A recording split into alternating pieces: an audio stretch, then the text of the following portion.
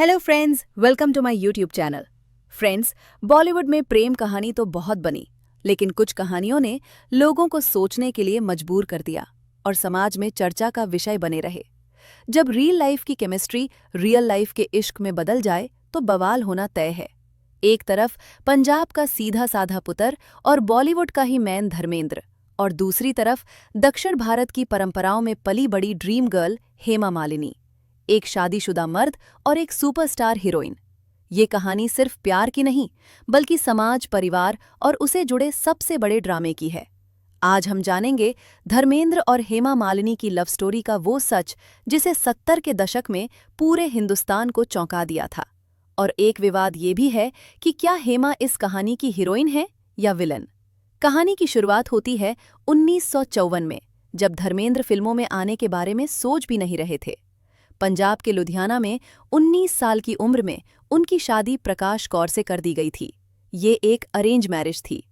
धर्मेंद्र जब मुंबई आए और स्टार बनकर 4 बच्चों के पिता बन चुके थे, उनकी दुनिया अलग थी और हेमा की दुनिया बिल्कुल अलग थी। वो दौर था 1970। फिल्म थी तुम हसीन में।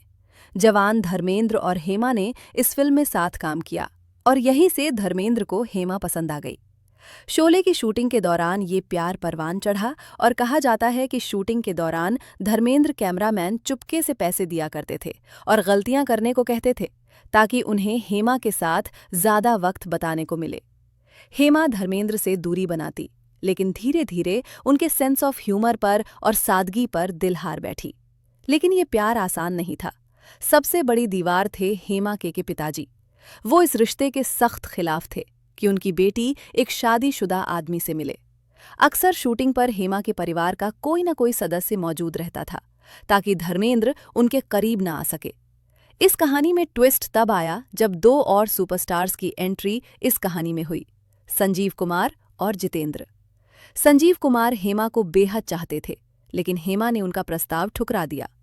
तब हेमा के परिवार ने फैसला किया कि उनकी शादी जितेंद्र से कर दी जाए। 1974 में हेमा और जितेंद्र की शादी तय हो गई। परिवार वाले उन्हें लेकर मद्रास चले गए। शादी गुपचुप तरीके से होने वाली थी। जब ये खबर धर्मेंद्र को मिली तो वो आग बबूला हो गए। वो सीधे जितेंद्र की गर्लफ्रेंड शोभा कपूर को लेकर मद्रास की फ्लाइट में बैठ गए।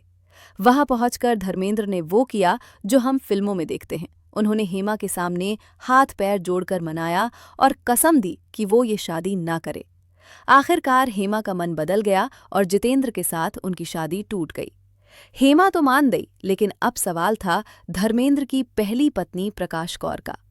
हिंदू मैरिज एक्ट के तहत पहली पत्नी को तलाक दिए बिना धर्मेंद्र दूसरी शादी नहीं कर सकते थे, और प्रकाश कौर ने तलाक देने से साफ इनकार कर दिया था। लेकिन दोस्तों, सबसे बड़ा सवाल ये था कि आखिर ये शादी हुई कैसे, क्योंकि 1955 के हिंदू मैरिज एक्ट के मुताबिक अगर पहली पत्नी जिंदा है और तलाक नहीं हुआ है तो कोई भी हिंदू मर्द दूसरी शादी नहीं कर सकता। अगर वो ऐसा करता तो उसे जेल हो सकती थी। धर्मेंद्र बुरी तरह फंस चुके थे। उनकी पहली पत्नी प्रकाश कौर ने साफ कह दिया था कि वो किसी भी कीमत पर धर्मेंद्र को तलाक नहीं देगी। वो अपने बच्चों के हक के लिए खड़ी रही। अब धर्मेंद्र के पास हेमा को अपना बनाने का कोई कानूनी रास्ता नहीं बचा था। तभी वकीलों ने उन्हें एक ऐसा रास्ता दिखाया जो बेहद विवादित था। वो रास्ता था धर्म परिवर्तन का। इस्लाम धर्म में एक पुरुष को एक से ज्यादा शादियों की इजाजत है। रिपोर्ट्स के मुताबिक इस कानूनी अड़चन को दूर करने के लिए दोनों ने इस्लाम कबूल किया। निकाह पढ़ाने के लिए दोनों के नाम बदले गए। धर्मेंद्र बने दिलावर खान और हेमा मालिनी बनी आयशा बी। दस्तावेजों के मुताबिक 21 अगस्त 1979 को गुपचुप तरीके से उनका निकाह हो गया। ये सब सिर्फ इसलिए किया गया ताकि उनकी शादी को कानूनी मान्यता मिल सके और धर्मेंद्र पर कोई पुलिस केस न हो। हालांकि इस निकाह को उन्होंने धर्मेंद्र और हेमा की शादी तो हो गई, लेकिन असली इम्तिहान अब शुरू हुआ।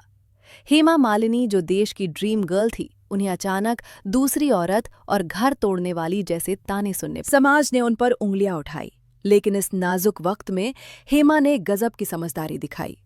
हेमा ने तय किया कि वो धर्मेंद्र को उनकी पहली पत्नी प्रकाश कौर और बच्चों से कभी अलग नहीं करेंगी। उन्होंने अपना एक अलग घर बसाया और कसम खाई कि वो पहले फैमिली की जिंदगी में कभी दखल नहीं देंगी। उधर धर्मेंद्र ने भी रियल लाइफ में एक मुश्किल डबल रोल निभाया। वो दिन में अपने पहले परिवार और बच्चों सनी बॉबी के साथ वक्त बिताते और शाम को हेमा के पास आते। उन्होंने दोनों परिवारों की जिम्मेदारियां अच्छे से उठाई। लेकिन इस कहानी में सबसे बड़ा त्याग प्रकाश कौर का था। उन्होंने अपने पति के बंटवारे का दर्द सहा, लेकिन अपने बच्चों की खातिर खामोश रही। एक बहुत ही दुर्लभ इंटरव्यू में प्रकाश कौर ने कहा था, धर्मेंद्र भले ही एक वफादार पति साबित न हुए हो, लेकिन वो दुनिया के सबसे अच्छे पिता जरूर है। ये शब्द उस महिला के बड़े दिल और गहरे दर्द दोनों को बयां करती है। आज 40 साल से ज्यादा वक्त बीत चुका है।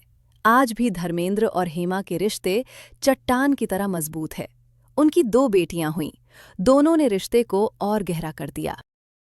सनी और बॉबी देओल भी आज अपने पिता के इस फैसले के साथ शांति से जी रहे हैं, मगर दोनों परिवार सार्वजनिक रूप से कम मिलते हैं।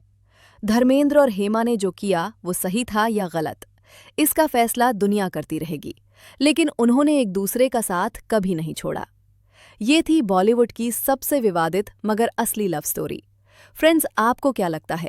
क्या प्यार पाने के लिए धर्मेंद्र का तरीका सही था या प्रकाश कौर के साथ नाइंसाफी हुई? अपनी राय कमेंट्स में ज़रूर लिखें। अगर आपको यह वीडियो पसंद आया तो लाइक सब्सक्राइब ज़रूर करें। धन्यवाद।